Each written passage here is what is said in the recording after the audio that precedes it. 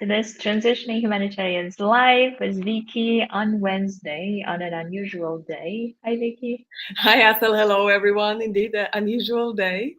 Exactly. So I was traveling tomorrow, so that's why I requested Viki that we do it one day in advance so that we don't sacrifice the things that we wanted to say to you. And the topic that we want to talk to you about is the balancing of work and life. And in the humanitarian world, we talk a lot about this, how to strike a balance between work and life and what that means and everything related to it. So that's why we wanted to talk to you today about what we mean or what you mean by it, being clear about it, and then navigating through why you're not managing it, if that's the case, and then what you can do to manage it, right? So this is the three things that we want to talk about. So Vicky, let's start with the question of what work-life balance means to you or how you understand it. Yeah.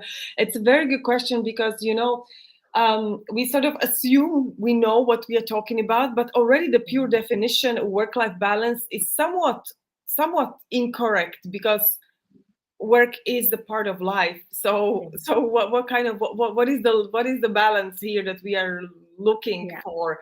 So Yes. I would rather say maybe an easier way to understand would be a harmonious life, or how do I feel Mm, harmony in my life, or how do I feel balanced in my life, because I think it really depends on individual needs. So if I look at my own life, because you say, like, how do we see it, how do I see it? So it's not an absence of problems, it's not absence of stress, but it's a way of managing the load that I have, and to being able to say, okay, stop, no, this is where I draw boundaries. So I think for me it goes around two very important things. What are my priorities in life mm, for this period? Is it my relationship, is it my work? And where, that's one thing. And the second thing, where do I draw boundaries for myself?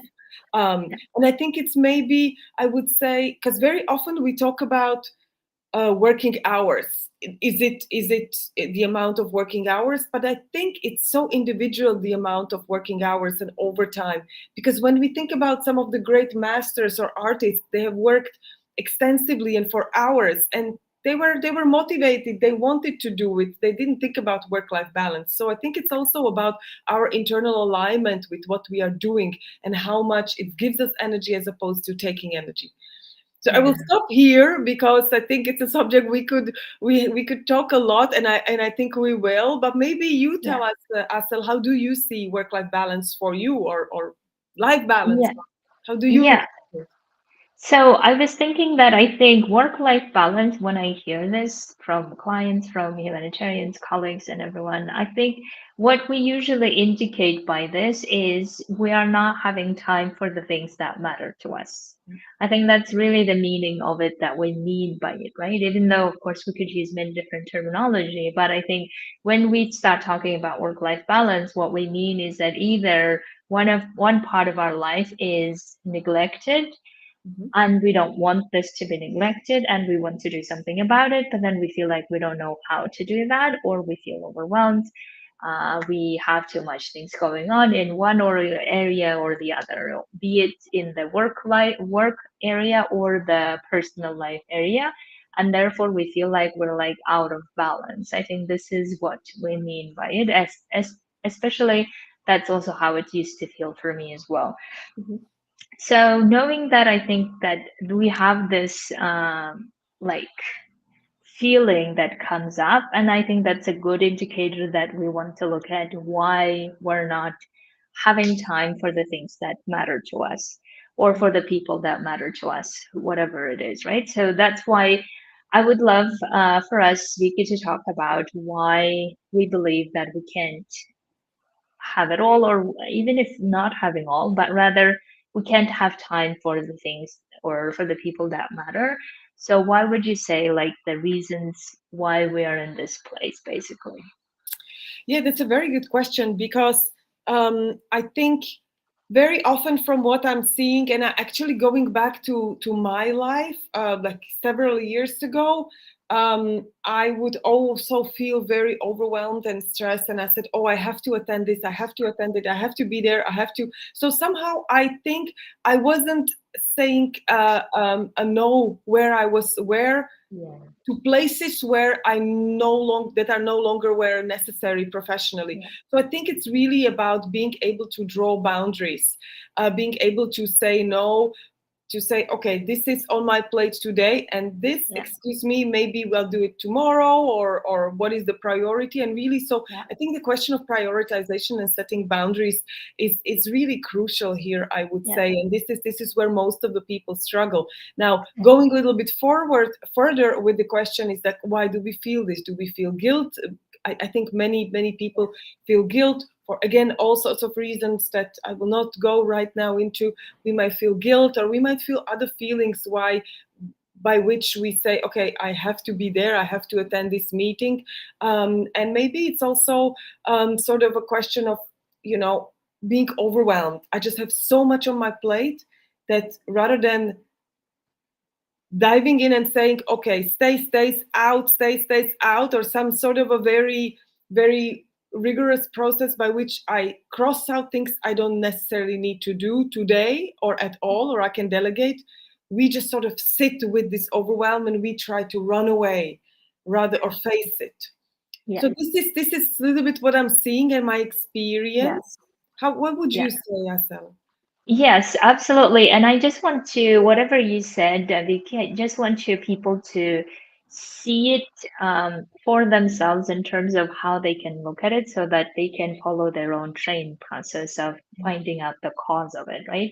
And that's why I was thinking, how can I show this and demonstrate? Because whenever we say that these are the reasons, I think we're like, yeah, we know those are the reasons, but I'm still not doing it, right? That's, I think, like, the usual argument that we have. So that's why I really wanted to show in this episode, like the thinking process of finding your own cause as to why you are having trouble with it. So the way that you can do that is, so first you notice why you feel like you don't have this balance, right? So for instance, you notice that you come home tired, you come home bringing your work, for instance. You come home bringing your worries, maybe. You come home bringing your frustrations, right? So, a number of things could be, and therefore you feel like you're not present for the people you want to be present for, or you're not really doing other things that you want to that matter to you because you simply don't have energy. This is what you have noticed so far. Okay, good. So I hope you can follow the train of thought so you can see yourself where you land, right? So then once you notice that these are the lack of energy, basically, if I summarize it, is why I'm not doing the things that I want to do. Okay. Now, then we go another step further to say, why are you having lack of energy, right? So you can ask the same question and then find out that the reason why you have a lack of energy is because you are not finishing work on time. You are not saying no to things like Vicky was saying, right? Or maybe you're feeling guilty, or you feel like this is the only way to do it. Whatever the things that come up for you is the reason why you don't have energy. Now we're getting now somewhere is where we have a like a bouquet of reasons we believe because of which we can't really manage our emotions basically, right? Because energy is deprived or like used up is when we have too many different emotions going on, like frustrations and disappointments and annoyance and all the things, irritations, all of this eat up our energy, right? So now that we understand why we're lacking the energy, now we can start seeing, okay, I am not saying to things that I should be saying no to. I could be ending work on time and then go do other things so I have energy, or I could be not allowing myself to overwhelm because I can also prioritize, right? All the things that Vicky is saying, I'm just like Yeah. mm, reverse engineering for you so you can see. And then once you start seeing that these are the things you could be doing to do that, then you also may feel like, okay, there is still something I can't do or I'm not able to do. And that's when I think we like inherently may believe that we are not good at this, or we can't really do this, we can't really balance our work and life, or whichever the term you use. Or if I do, then someone will get mad at me. Maybe these are the reasons why we're not doing it, right? So we could maybe say no to, but then we're afraid that someone else will say, be mad or not like us or whatever the thing is. That might be one emotion, right? Another one might be that yes, we could be maybe going home, but then if everyone else is at work, so it doesn't feel right to do that, or whatever the thing that we story that we tell ourselves. Right. So you see that because of those reasons of I don't think I can do this, or someone will be mad at me if I do this, or I'm inherently not good at balancing my work and whatever. These are the belief systems behind all of this. Not not having the ability, so to say, in quotes, to balance your life. Now, of course, we can continue, and of course, we can also like in that bundle, we may be also blaming the system, blaming supervisors, or blaming colleagues. We may be doing that as well, which will another way we will like spend our energy Mhm. on things instead of saving it, right? So now that you know, or for yourself, you know what's the exact cause of why you are doing what you're doing or not doing what you're not currently doing, then we can start thinking about okay, what am I going to do with that? Like the belief of I can't really do this, I can't really say no to, or I don't know how to set boundary, or if I set boundary, someone will be mad at me, right? These are now the beliefs that we know what to do or how to address it. So let's talk, Vicky, about what to do now. So we like again, I think we all or many of us know what to do per se, right? Because we are like brilliant humanitarians. We read a lot, we hear a lot, we know other examples of maybe people doing it, but somehow we're not getting ourselves to do it. And now let's like get into the like you I think you spoke a lot about already setting boundaries and saying no and all the things. Yeah. So what else would you say comes up when I say this? I think what I would say is imagine, how would you want to live your life, and as you say, go backwards from there.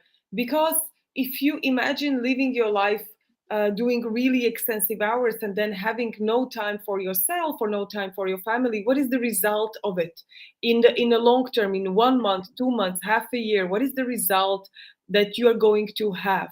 And just like, I saw somewhere some sort of I don't know, quote that said, the only person that is going to feel or remember your extra hours at work are your children, or Yes, your, I saw you that can too. say, I your was loved thinking the ones. same. Right? It's not your employer, or it's not. Yeah. So it's really the standing up for yourself part, I believe, in whichever way it is, whether to say to your employer is like, look, this is what I can do today, or what can you help me prioritize this, or I will do this today and this is tomorrow. I think standing up for oneself is really one of the crucial elements. Just really repeating it, because if we don't do it, unfortunately, nobody else is going to do it for us. I mean, very rarely I would say that somebody else is going to do it for us. And as you mentioned, sometimes we might blame the system, because in the aid sector we do see, and this is a reality, I think we have to acknowledge that there is a system of not rewarding overwork, or expecting overwork Yeah. from a lot of people. And actually, I've even seen contexts where people who work from 7 in the morning to literally 8 in the evening are given as an examples, which is really, I mean, Yes. this is example of a toxic culture. But it is as it is, that it still unfortunately happens in several organizations. But in these situations, you might find yourself. I remember having actually a client, like coaching a client like that. But then we worked on the self confidence of addressing this, and really addressing this with the employer, with the supervisor, saying, okay, I will be going at 5, I have finished the load for today, I continue tomorrow. And actually, to surprise, it never has reverse effects. Nobody is going to know, no supervisor is going to be upset with you if you have done what you agreed to do and you go back home after the working hours, or like whenever you agreed to go back home or finish the work for the day. So I think the setting of the boundaries actually creates reverse effect than what we think. We think we will not be liked or somebody will be upset, but actually it creates more respect from the employer, from your supervisor, says, okay, this person Yes. can actually stand up for herself, himself, themselves. So Yeah. this is one example that I would mention, that we assume Yes. somebody will say, oh no, but you can't go. But actually, it can go a better way for you. Yes, exactly. And I was thinking the other thing that definitely you can learn to do is manage emotions Yeah. while working and outside of it as well. For instance, the way you could think about it is that the more energy you spend at work, frustrating and disappointment and all of these things, the more energy it will take away from your personal space or personal time with yourself or with your loved ones, right? So that's why knowing that we cannot have like infinite energy within a day. Of course, I mean, exceptional situations are always there, but we can also not be in exceptional situations every day as well because it's so depleting, right? So that's why the way that you can always think about it is like, okay, I have like 100% energy. Like, of course, Mhm. it's imaginary percentage, let's say. And then you want to spend that energy wisely. And how do you want to spend it? Yeah. And by energy, I mean basically the feelings, emotions that keep generating this feeling that you keep going, you keep moving, right? So this is the energy. And the way that then you can say, okay, if I want to do XYZ outside of work, because that's very important to me, then I want to be not only leaving at a particular time and then setting yourself this boundary, like Vicky was talking about, but also while in the process, not only that you show up to that personal time exhausted, but showing up to that time having enough energy and like not only enough energy, but wanting to be there and spending that quality time with those people or with yourself, right? Having that enough energy, you also need to know how your energy is currently being spent at work, where it's taking a lot of your energy out. And I have realized something, and I think many people also have this experience, is that we never really run out of energy if we are really loving or really into what we're doing, right? We actually want to do more of it. And we get so proud and we feel like we have even more energy. Maybe physically we might be feeling tired, Mhm. but like mentally we're so charged and invigorated. But if we are doing this in the way that's depleting, meaning that we're so frustrated about how things are not going or things are not moving, this person is doing this, that person is doing that, and if we spend a lot of energy on that or the system that doesn't work and all the things, right? Then we have depleted our energy, and therefore, by the time we out and about, I don't think we want to be with someone either because we're just like, we don't have that energy, right? So that's why then we start isolating ourselves, maybe, or we just then say, oh, it's all lost anyway. So we stay at work then, or we carry our work home, and the whole cycle starts happening. So that's why I would say one of the like biggest skills you can think about is how do I manage my energy or my emotions and where it's going now. Is that really the good useful place that I want to spend my energy or not, right? Because I think a lot of the times we tend to spend energy on wishing how people behave differently and they don't. And I find that's like the useless place to spend energy on. And if you can save that energy for your loved ones or for the things you want to do outside on your own, I think that would be better use of it. And then deciding in that moment how else to spend it. So that would be another one.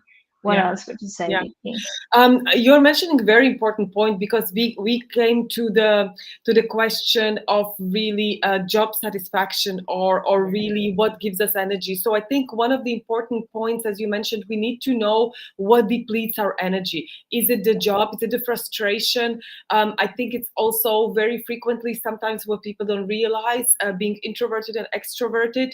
There are situations where obviously extroverted people need to be with other people, introverted people need to be more, Yes. have less social connections. So really just know what is it that is depleting your energy. Yeah. So this is one thing. And also, if it happens to be a very frustrating period, hopefully not all the work, but maybe a frustrating period or difficult period where you are giving out loads of energy, not receiving Yeah. anything back, what is it that gives you joy? What are the small elements of joy that you can bring into your life? Because it's Yeah. really, really crucial. Because if you then spend the whole day, you are frustrated, you are angry with people, you haven't achieved anything, of course it's extremely drowning. You'll have very little energy, and of course you cannot even think straight afterwards of Yes. what to Exactly. improve. So it becomes a cycle. It Yeah. becomes a cycle of really having low energy and low job satisfaction, and you have a long day and you haven't achieved anything. And then unfortunately this is something what I'm seeing very frequently. And know about yourself. What are the peak hours of the day? For example, for me, I'm a morning Yes. person, so I even start at 7 o'clock in the morning. But then I know that 3 o'clock in the afternoon, that's not my most productive day. So I go and walk the dog, or I do Yes. something else. So really, Yes. self knowledge, different elements of self knowledge are important. And maybe just Yeah. last thing I would like to add here: what is within my control? To realize, right, what is within my control. There are things that I can control. And I remember actually having conversation with a colleague who was a psychologist, and I was saying, no, but I need to be in this meeting, I need to be. And she was like, but you can't control it all. Like, just give it up, this notion. And of course it's a little bit of a control issue, and that's another thing. Of course we all have something that we are struggling with, but very important to realize that, okay, this is what I can control. All the other things are beyond my control. I need to accept it. I need to let them run their course, so to speak, and concentrate on what I can control, so that my day doesn't become extremely overcharged and overlong, and I'm trying Yes. to sort of patchwork everything, and at the Yeah. end I haven't achieved anything. So maybe also really question of prior, again it comes back to prioritization, not only in my life but also within the work. And I think this is a trick that I think most of us already use, but I will say it already: what is a must and what is good to have. So Yeah. all the good to haves need to go, either be delegated or shared or done at some other stage, but really concentrate on what is a must for me today or Yeah. this. Yeah. Amazing. And the other thing I wanted to say is that if you have this hunch that you're having work balance issues, right? If that's how you formulate it, and if you notice that that's what keeps coming up, that's a good indicator for you to then look at what's causing it, right? And I think oftentimes what we tend to do is we start then searching for lots of books or lots of like talking to other people, and that might be very useful, but make sure that you implement it, because theorizing about it or like keep noticing that this is what's happening just keeps making you delay living the life you want to. And that's exactly what we are advocating not to do, right? So whatever the thing that we're delaying today, then we're reinforcing the pattern of delay. Yeah, And I think many of us have this, unfortunately, this habit of delaying whatever that's uncomfortable, that's not usual thing that we do, because we are very habitual human beings. And habitual abilities are there for a reason, obviously, so that we don't need to learn everything every time. But at the same time, we abuse it for things that we actually don't want to do, right? So that's why if you are noticing that if you delay something, let's say spending time with your loved one today, you will likely to find a good reason to do that another day and another day, and it keeps going. yeah, Or Yeah. the same goes for yourself, right? If you have decided to prioritize certain things for yourself, like taking care of yourself or dedicating time to meeting other people or having a hobby, if you delay today, you will just give your brain the message it's okay to do that. You are not as important as the work that's ahead of you, or your desires are not as important as the work. And that's not the message we want to give to our brains, because then what brains do is they just hatch onto it and like say next time, yeah, last time you did it, why wouldn't you do it this time, right? And then it will just, the cycle keeps going and going to a point where we then later burn out, unfortunately, and then we realize that things have gone too far and we haven't listened to our indicators of we're not prioritizing what we want to prioritize. Mhm. So that's why I think Vicky and I really want to advocate that don't like ignore those indications that you have that is telling you that something is not right, or according to your desires, there might be no space for other desires to come out to light. And if you hear yourself, I'm not balancing, that's the time you start looking at what's not right.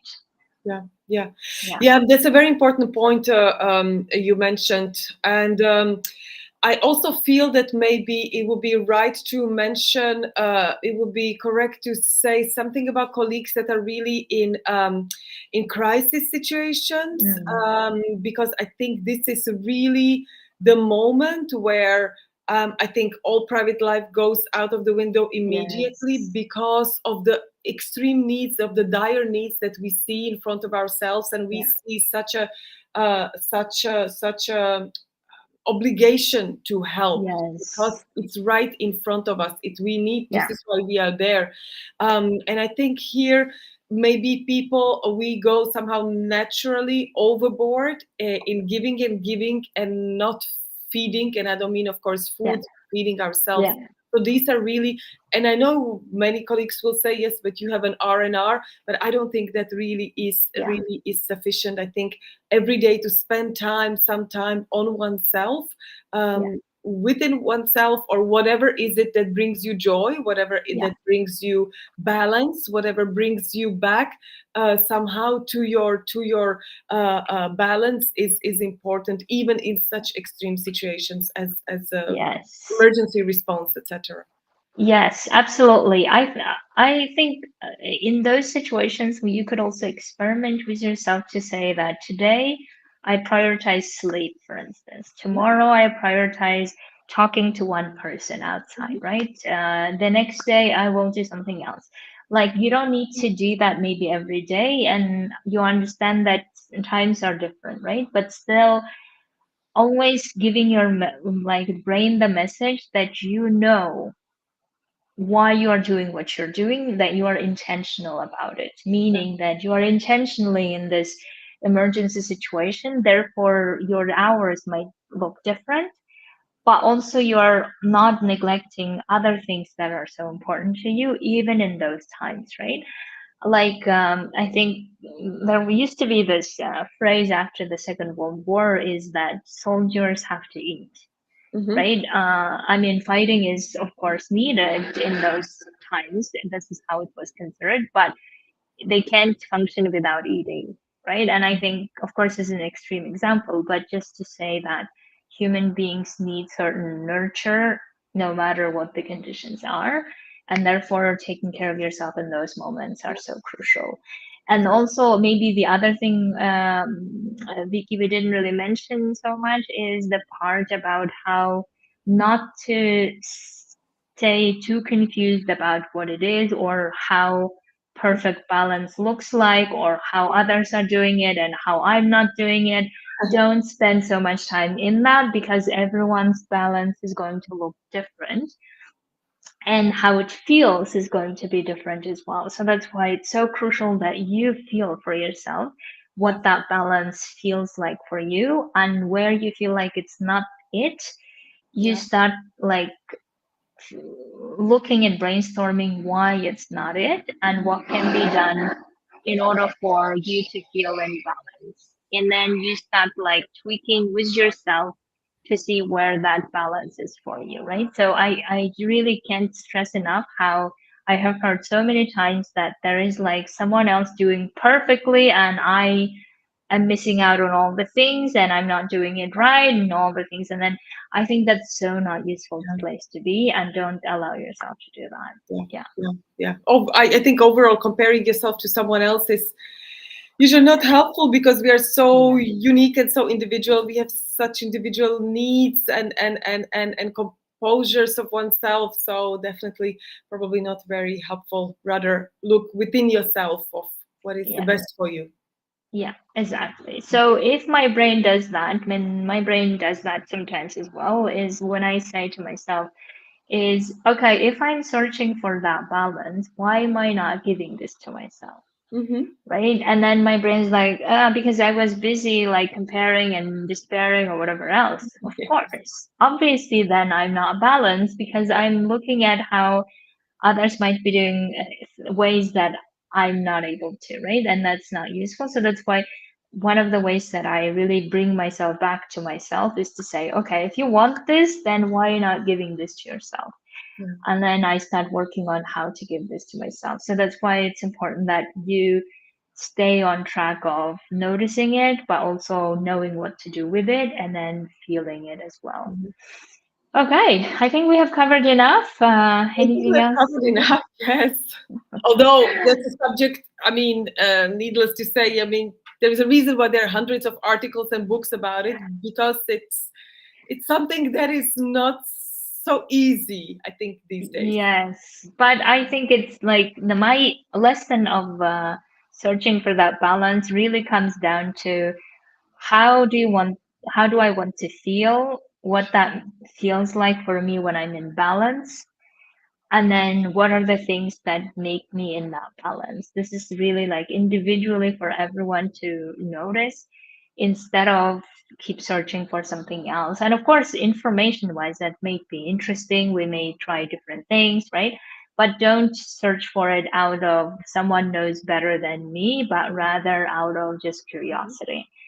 But Absolutely. you will always know better what's that balance feels like and looks like for you.